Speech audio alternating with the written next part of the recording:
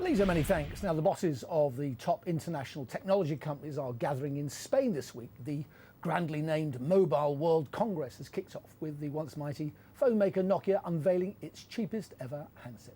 Well, Sky's Martin Stanford is at that event and joins us now from Barcelona. Evening, Martin. What's grabbed your attention? Evening to you, Jeff. Well, I tell you what I should say, perhaps to mark your card, is who is not here. It's always been the case, although this is the biggest trade show for the mobile phone and mobile communications industry, that Apple never show up, so they're not here this year. BlackBerry, they haven't come. If you remember, they did a big launch event for their new Z10 phone in London about a fortnight ago. And Samsung, well, they're here in strength. They got a vast stand just down the hall here from where I'm broadcasting from tonight, but no new phone or handset on it as such. And fun enough, they chose today to announce that they're going to reveal the phone widely thought to be the next Galaxy S number 4. That's going to happen on March 14th in New York, so it's not going to happen here. But there is, as you suggest, a massive amount of tech, and not just handsets really. It's now as much about the services that you can use to connect people to machines or machines to machines. M to M is one of the buzz phrases of the Congress this year. But again, as you suggest, there were some new handsets announced. Interestingly enough, last night, the Firefox people, Mozilla Firefox, you may have used their browser in the past, either on a PC or a Mac, or perhaps on a phone. Well, they've announced an entire operating system for a new range of handsets which they think are going to be much cheaper. Also announcing phones that are much cheaper was Nokia, one-time phone giant. They've announced a couple of new handsets, really budget priced, and one mid-price. So that was a question for their CEO, Stephen Elop, who I spoke to earlier. Why has he done that?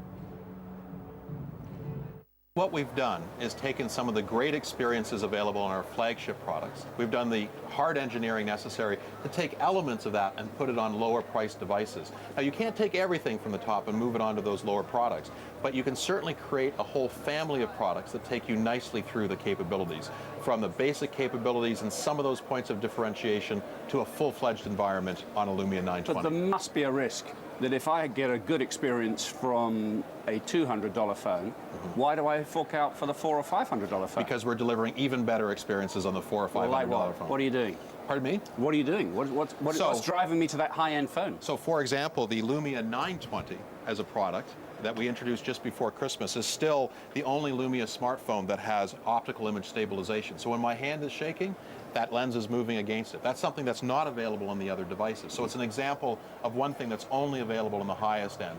While many of the digital lenses we have, where you can take pictures and modify those images in real time, those digital lenses we've been able to take to lower price points. So it's a mix of things, but of course the highest priced devices have some of the leading features. Okay, now you came to Nokia from Microsoft. You have forged a relationship with Microsoft and the Windows 8 ecosystem. Are you pleased with the take-up of that ecosystem compared to the other phones out there? Yes, we knew we were setting out on a difficult mission to establish a third ecosystem. But what people are recognizing is there is a third ecosystem opportunity. Microsoft and Nokia have that opportunity to really do something with that. And of course, to measure how are we doing with Microsoft, you just have to look at the portfolio of products we're working with today, from the 920, the 820, the new 720, the 620, the new 520 that we introduced today. Look at that royal flush of devices and say, okay, we have something that fits just about anyone who's in the smartphone world. Now we have to get out there and be effective in our selling. Yeah, okay, so we take it as read the phones are good, and I think most of the critics say they're good. Yes. But they're not selling in the volumes you'd like, are they? Well, we always want to sell more volumes. That's certainly the case. At this point, for example, with the 920, we're still in a situation where demand is exceeding supply and our expectations. So from that perspective, we're very pleased with what we're hearing from consumers. But we have to keep moving forward. We have to keep making more people aware. We have to make sure that a salesperson in a retail store knows to properly present or how to present a Lumia product next to some of the products they've been selling more frequently over the last couple of years. Big announcement at the show last night was the Firefox OS. And surprise, surprise, I thought, Nokia, through its HERE mapping application, is supporting them. You're supporting a rival. So the HERE platform is designed for location-based services.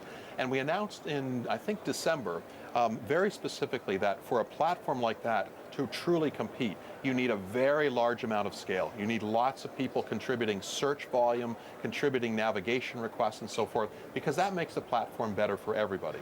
So what we've done is we've made that available to other parties, while also noting that the first and best experiences are on Lumia devices. So we're striking a balance there, making broad availability, which is good for the platform and good for everyone, while also making sure that capabilities like augmented reality are first and best on the Lumia devices. And when we look at the breakdown, because Nokia is a business that's far more than about just handsets, isn't Yes. it? You've got the network backbone, for instance. That seems to make most of your money. When you've thought about it, as you look at the whole range of products which Nokia does, have you not thought to yourself, actually, this handset side, let's just leave that. We can make money elsewhere. No, we think it's a very, very good business opportunity. It's very much in the heritage and DNA of Nokia, but it's also where really the trends are set, and it's with the leading experiences, the greatest capabilities. We look at those things and say we have to be leaders there because it affects everything else we do. And so it's a very important part of our business, and clearly an area where we are investing heavily because we see the opportunity to make a good return. Okay, one final thought. You've got a stack of money in the bank. What are you going to spend it on? So we continue to invest in the best differentiators. So when you hold up a Lumia 920 and see optical image stabilization, when you see the best display and things like that, and many more points of innovation to come, what you realize is that takes R&D investment. You've got to really invest to do that. We'll continue to do that. All clear? Good, because there's more with the Nokia CEO, Stephen Elop, on Sky News for iPad, plus the rest of the headlines from the World Mobile Congress and a trip down memory lane with Nokia handsets. If you're a Sky customer, access to the app is free with your Sky ID. And we'll be hearing from Martin